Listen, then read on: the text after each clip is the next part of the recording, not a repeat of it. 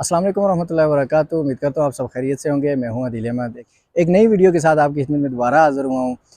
आज की इस वीडियो में एक कहानी आपसे शेयर करूँगा। यकीनन आपको ये कहानी बहुत पसंद आएगी और इस कहानी की जो आखिरी 2 लाइन्स हैं वो इंतहाई इंस्पायरेशनल और कहीं हमारे सोसाइटी की अक्कासी करने वाली हैं।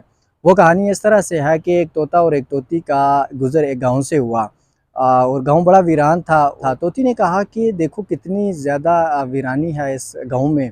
तो ये बात सुन के तोते ने जवाब दिया कि शायद यहाँ से गुज़र जो है उल्लू का हुआ है। एन उसी वक़्त उल्लू वहाँ से गुज़र रहा था और उसने ये बात सुन ली। ये बात सुनते ही वो तोता और तोती के पास आया और आकर कहने लगा, मुझे लगता है आप इस गाँव में नए हैं, मुसाफ़िर लगते हो आप, और आज अगर आप बुरा ना माने तो आप मेरी दावत कबूल करें और रात का खाना आप मेरे साथ खाएँ। उल्लू की ये पेशकश सुनकर, दावत सुनकर दोनों तोता तोती खुश हुए और दावत कबूल कर ली।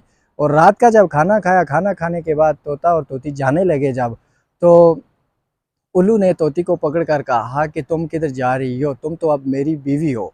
ये सुनकर तोता और तोती दोनों हैरान रह गए और कहने लगे, ये तुम क्या कह रहे हो? मैं तो इस तोते की बीवी हूँ, इसके साथ आई हूँ। तो उल्लू कहने लगा कि नहीं, ऐसा नहीं है, तुम मेरी बीवी हो। अब ये जब डिस्कशन हो रही थी तो तोता, तोती और उल्लू के दरमियान बहुत ज़्यादा गरमा-गर्मी शुरू हो गई। अब तो उल्लू ने एक तजवीज़ पेश की। उसने कहा कि क्यों ना ये फ़ैसला हम काज़ी के सामने रखते हैं, काज़ी जो फ़ैसला करेगा वो हमें कबूल होगा। अब ये वाली तजवीज़ तोता और तोती दोनों ने कबूल कर ली। अब जब ये फ़ैसला काज़ी की अदालत में पेश किया गया, काज़ी ने दलाइल सुनते हुए फ़ैसला उल्लू के हक़ में दे दिया कि ये बीवी इसी की है।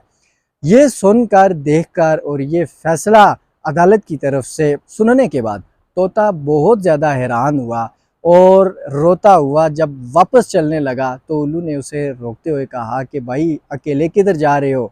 अपनी बीवी को साथ लेकर नहीं जाओगे? तो उस वक़्त तोते ने जवाब दिया कि तुम क्यों मेरे ज़ख्मों पर नमक छिड़कते हो? अब तो ये मेरी बीवी कहाँ रही? अब अदालत ने तो इसे तुम्हारी बीवी करार दिया है। तो अब उल्लू ने उसे नरमी से जवाब देते हुए कहा, मैं सिर्फ़ तुम्हें ये बताना चाहता था कि बस्तियाँ उल्लू वीरान नहीं किया करते। कुछ बस्तियों के अंदर से जब इंसाफ़ उठ जाता है, ख़त्म हो जाता है, वो बस्तियाँ खुद वीरान हो जाती हैं।